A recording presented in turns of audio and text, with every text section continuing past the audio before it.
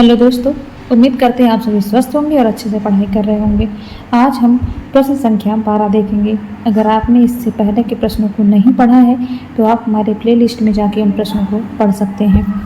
पहला प्रश्न है, आज का पहला प्रश्न है, निम्न विकल्पों में कुछ संस्मरण व उनके लेखकों के जोड़े दिए हैं, इनमें से गलत विकल्प को पहचानिए। पहला विकल्प है ज़्यादा अपनी कम पर आई अस। दूसरा विकल्प है मील के पत्थर राम वृक्ष बेनीपुरी। तीसरा विकल्प है 60 वर्ष एक रेखांकन सुमित्रानंदन पर। चौथा विकल्प है चेतना के बिंब महादेवी वर्मा। तो हमें यहाँ गलत विकल्प को पहचानना है, तो इसका सही जवाब हो जाएगा ऑप्शन नंबर डी, चेतना के बिंब महादेवी वर्मा। तो चेतना के बिंब किसकी रचना है? चेतना के बिंब रचना डॉक्टर नगेंद्र जी की है। चलिए प्रश्नों की व्याख्या देखते हैं। चेतना के बिंब डॉक्टर नगेंद्र का संस्मरण है। अगला प्रश्न है, निम्नलिखित में से कौन सा भीष्म साहनी द्वारा रचित नाटक नहीं है? ऑप्शन 1 है मुआवजे, ऑप्शन 2 है माधवी, ऑप्शन 3 है कबरा खड़ा बाजार में, ऑप्शन 4 है पैर तले की जमीन। यहाँ पर हमें उनके कौन सा नाटक नहीं है को पहचानना है, तो इसका सही जवाब ऑप्शन नंबर डी, पैर तले की जमीन। चलिए प्रश्न की व्याख्या देखते हैं। भीष्म साहनी द्वारा रचित नाटक पैर तले की जमीन नहीं है, तो ये किसकी है? तो यह रचना मोहन राकेश का अधूरा नाटक है। इनके अन्य नाटक हैं भीष्म साहनी के कबरा खड़ा बाजार में, माधवी और मुआवजे भीष्म साहनी के प्रमुख नाटक हैं। अगला प्रश्न है प्रश्न संख्या 14, झबरा कुत्ते का वर्णन प्रेमचंद की किस कहानी में किया गया है? ऑप्शन 1 है महातीर्थ, ऑप्शन 2 है पूस की यात्रा, ऑप्शन 3 है घास वाली, ऑप्शन 4 है नमक का दरोगा। तो जी हाँ, ये बहुत आसान सा प्रश्न है, आप सभी जानते हैं पूस की रात में झबरे कुत्ते का वर्णन है। चलिए प्रश्न की व्याख्या देखते हैं। पूस की रात कहानी में झबरा कुत्ते का वर्णन प्रेमचंद जी ने किया है। अगला प्रश्न है, चिड़ों पर चांदनी किसका निबंध है? ऑप्शन 1 है कृष्णा शोभती, ऑप्शन 2 है भीष्म साहनी, ऑप्शन 3 है निर्मल वर्मा, ऑप्शन 4 है ममता कालिया। तो जी हाँ, इसका सही जवाब है ऑप्शन 3 निर्मल वर्मा। चलिए प्रश्न की व्याख्या देखते हैं। चिड़ों पर चांदनी निर्मल वर्मा का निबंध है। निर्मल वर्मा हिंदी के आधुनिक कथाकारों में एक मूर्धन्य कथाकार और पत्रकार थे। शिमला में जन्मे निर्मल वर्मा की मूर्ति देवी साहित्य अकादमी पुरस्कार, उत्तर प्रदेश हिंदी संस्थान पुरस्कार और ज्ञानपीठ पुरस्कार से सम्मानित किया जा चुका है।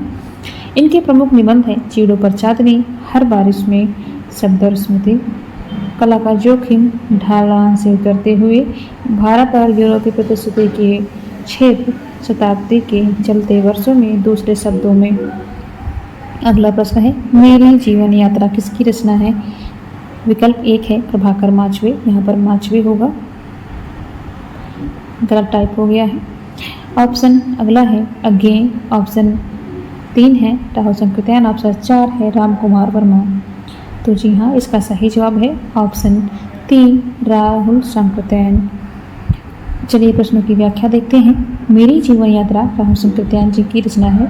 इनके अन्य यात्रा वृत्तांत मेरी लद्दाख यात्रा, केंद्र देश में, रूस में 25 मास, यूरोप यात्रा, लंका यात्रा, जापान यात्रा, ईरान यात्रा, चीन में क्या देखा, लहासा की ओर, तिब्बत में 1.25 वर्ष, मेरी तिब्बत यात्रा आदि इनकी रचनाएं हैं। प्रभाकर माचवे पूरी नज़रों में हम इनकी रचना है, और अरे यावर रहेगा याद, ये अज्ञेय जी की रचना है। एक बुस्सा चुड़ी, ये भी अज्ञेय जी की रचना है। राहुल संकृत्यान अज्ञेय और नागार्जुन आधुनिक हिंदी साहित्य के प्रमुख लेखक माने जाते हैं। अगला प्रश्न है, काव्य जीवन की आलोचना है, यह कथन किसका है? पहला विकल्प है क्रोचे, दूसरा विकल्प है अरस्तु, तीसरा विकल्प है वर्ड्सवर्थ और चौथा विकल्प है अर्नाल्ड। तो इसका सही जवाब है ऑप्शन नंबर डी, अर्नाल्ड। चलिए प्रश्न की व्याख्या देखते हैं। काव्य जीवन की आलोचना है, यह कथन अर्नाल्ड का है। वर्ड्सवर्थ ने कविता को परिभाषित करते हुए लिखा, कविता प्रबल भावों का सहज उच्छलन है। अरस्तु ने लिखा प्रथम काव्यशास्त्र, अरस्तु जो है प्रथम काव्य शास्त्री थे। उन्होंने उपयोगी कला और ललित कला का भेद स्पष्ट किया और ललित कला की स्वायत्तता घोषित की। अरस्तु ने लिखा है कार्य व्यापार में निरत मनुष्य अनुकरण का विषय है। विनय क्रोचे ने कला निर्माण में प्रतिभा को मूल कारण माना है। इनका कहना है कलाकार में सौंदर्य की उत्पत्ति होती है और भावक में आनंद की पुनरुत्पत्ति होती है। अर्थात सृष्टा या कलाकार सौंदर्य का भागी होता है। अगला प्रश्न है, हिंदी उपन्यास के विकास का वर्गीकरण किसे केंद्र में रखकर किया गया है?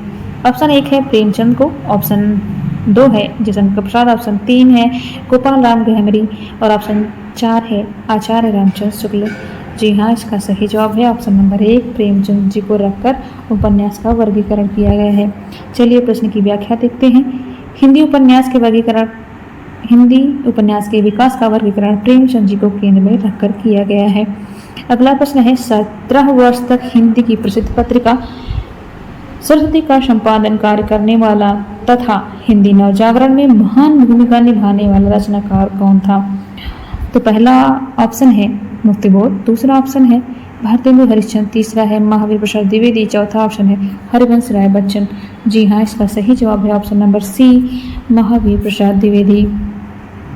चलिए प्रश्न की व्याख्या देखते हैं। 17 वर्ष तक हिंदी की प्रसिद्ध पत्रिका सरस्वती का संपादन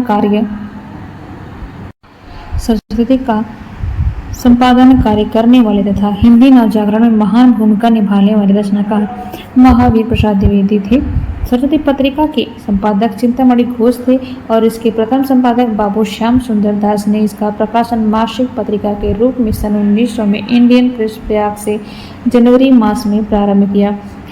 इसके द्वितीय संपादक के रूप में आचार्य महाप्रसाद द्विवेदी ने सन 1903 से 20 तक लगातार संपादन किया। इसके तृतीय संपादक के रूप में 1920 में पंडित देवीदास शुक्ल ने इसका संपादन कार्य संभाला। अगला प्रश्न है, जैनेन्द्र कुमार के उपन्यास के सही कालक्रम का विकल्प चुनिए। पहला विकल्प है त्यागपद, परख, सुनीता, कल्याणी। दूसरा है परख, कल्याणी, सुनीता, त्यागपद। तीसरा है परख, त्यागपद, कल्याणी, सुनीता और चौथा ऑप्शन है परख, सुनीता, त्यागपत्र और कल्याणी।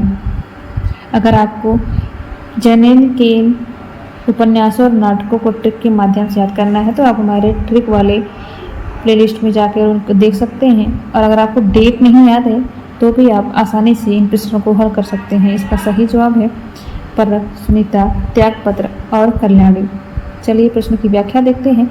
परख, सुनीता, त्यागपत्र, कल्याणी जैनेन्द्र कुमार के उपन्यासों का सही क्रम है। जैनेन्द्र के उपन्यास परख, सुनीता, त्यागपत्र, कल्याणी इनका समय भी दिया हुआ है। परख का समय है 1929, सुनीता का 1934, त्यागपत्र का 1937 और कल्याणी 1939। अगला उपन्यास है सुखदा 1952, विवर्त का 1953, जयवर्धन का है 1956, मुक्तिबोध का 1965, अनंतर का 1968, अनाम स्वामी का 1974, दसार का 1985। जैनाथ के उपन्यासों का मूल विषय काम, पीड़ा एवं अहम का समर्पण है। जैनेन्द्र को हिंदी में मनोविश्लेषणवादी उपन्यास का जनक माना जाता है।